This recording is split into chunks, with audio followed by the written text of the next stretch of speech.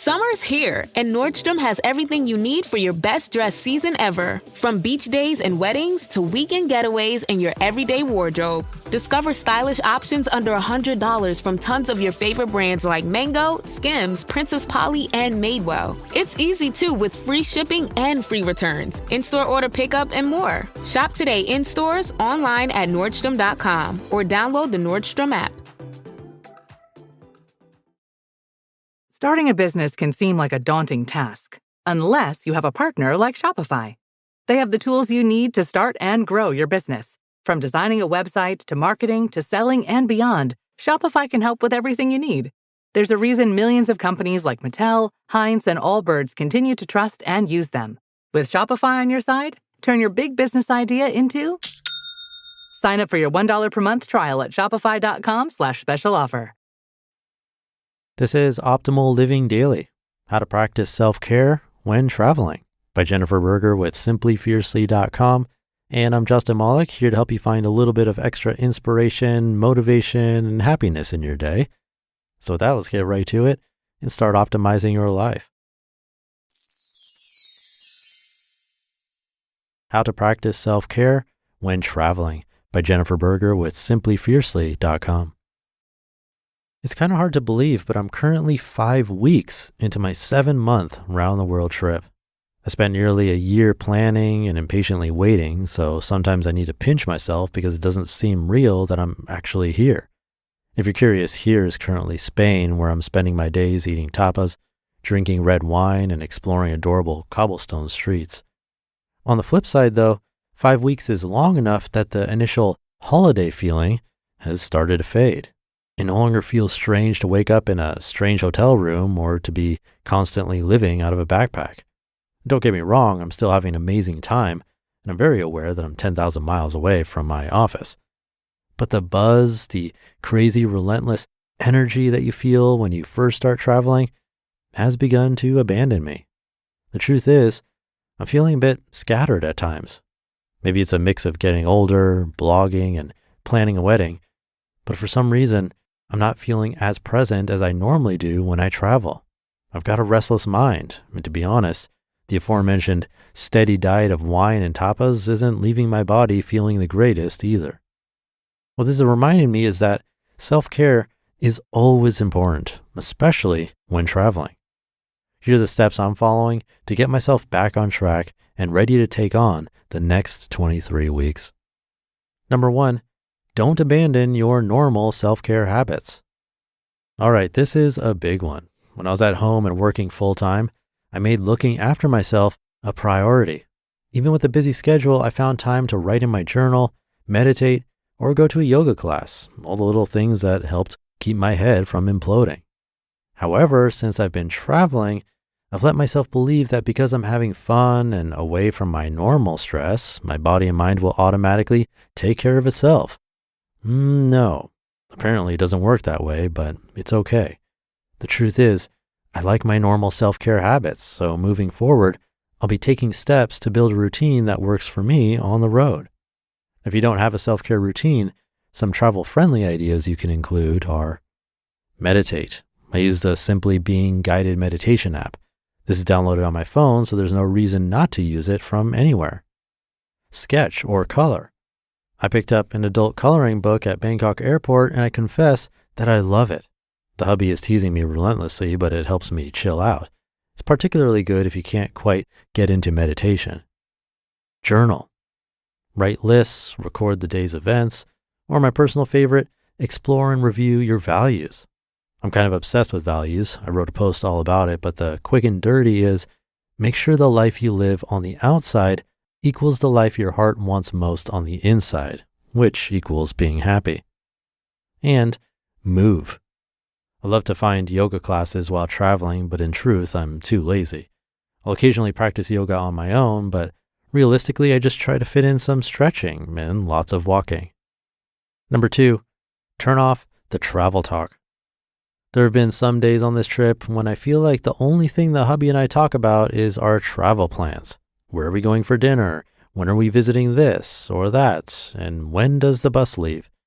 Whether you're traveling with a partner, friends, or even alone, I think it's important to find time to talk about anything else but travel. Don't get me wrong, I love talking about travel and making plans, but I also know that I need downtime so that travel stays fun and not an unpleasant chore. Number 3, don't feel guilty about skipping must-see attractions or about doing absolutely nothing. Even though my brain knows this, I have to admit this is sometimes hard to do in my real travel life. Over the past few weeks, I've definitely felt guilty when I've spent a few minutes vegging on the sofa or sleeping in or writing this blog. In the back of my mind, I'm worried I'm missing out on something. But the truth is, being free to do what you please is one of the best parts about travel. Having a must-see list and beating yourself up about following it creates unnecessary stress and pressure, which can really wear you down when you're traveling. Number 4, eat fuel and drink water. I am a food person, and exploring new restaurants and trying new things is one of the highlights of travel for me. I've even chosen to visit certain countries just because I'm food dreaming. This might be the reason I keep returning to Thailand over and over again. Now, I won't pretend that I'm going to give up indulging in local treats, but my body is telling me I need to find more balance.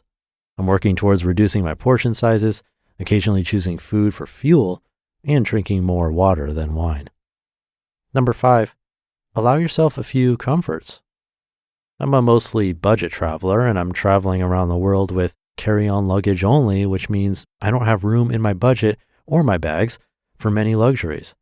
But every once in a while, indulging in small comforts does wonders for your soul.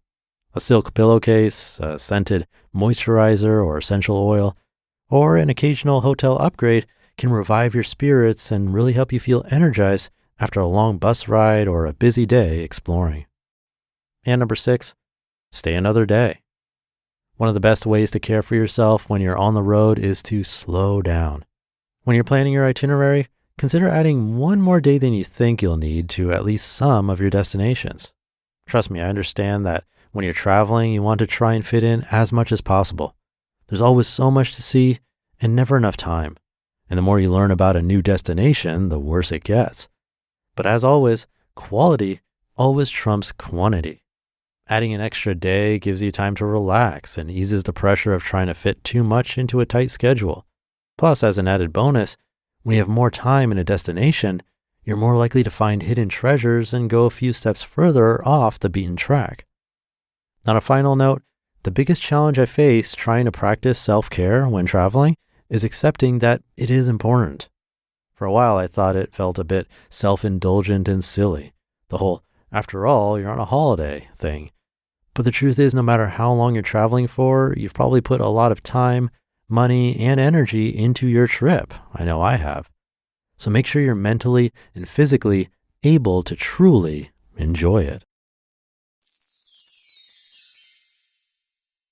You just listened to the post titled, How to Practice Self-Care When Traveling by Jennifer Berger with SimplyFiercely.com. And I'll be right back with my commentary. Today's episode is brought to you by Strawberry.me. Feeling a bit stuck professionally even after all your hard work?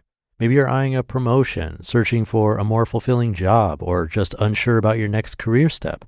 Strawberry.me Career Coaching is here to help you move forward with confidence. They connect you with a certified career coach who truly understands your unique challenges and aspirations. This isn't about generic advice. It's a personalized, collaborative coaching experience focused on your goals. Your coach will help you uncover hidden strengths and develop strategies to stand out and advance faster. They provide guidance and accountability, empowering you to make real, lasting progress. Because knowing what to do is one thing, but having a dedicated coach to guide and support you, that's how significant career growth truly happens. Your next big opportunity is waiting. Let Strawberry.me help you get ready for it. Get started today at Strawberry.me/old and claim your $50 credit. That's Strawberry.me/OLD, because your career success shouldn't wait. Remember those ants and springtails I was telling you about that turned my front door into their playground? Well, it's been a few weeks since I started using Pesty, and now not a single bug in sight. What I love most about Pesty is the peace of mind. The instructions were incredibly simple. I had the whole treatment done in under 10 minutes with the sprayer, mixing bag, and gloves they provided. And the best part? is customized specifically for my location and the seasonal bugs in my area. And it's so affordable compared to traditional pest control, just $35 per treatment versus the $800 plus per year other companies charge for essentially the same service. Pesty gets rid of over 100 types of bugs and is completely kid and pet friendly. Plus, they offer a 100% bug-free guarantee or your money back. Now's the time to protect your home from bugs with Pesty. Go to pesty.com/old for an extra 10% off your order. That's PESTIE.com/OLD for an extra 10% off. Thank you to Jennifer. I could definitely relate to this. When I went to Asia for the first time, I made an effort to keep up my practices wherever possible, some Tai Chi and meditation mostly.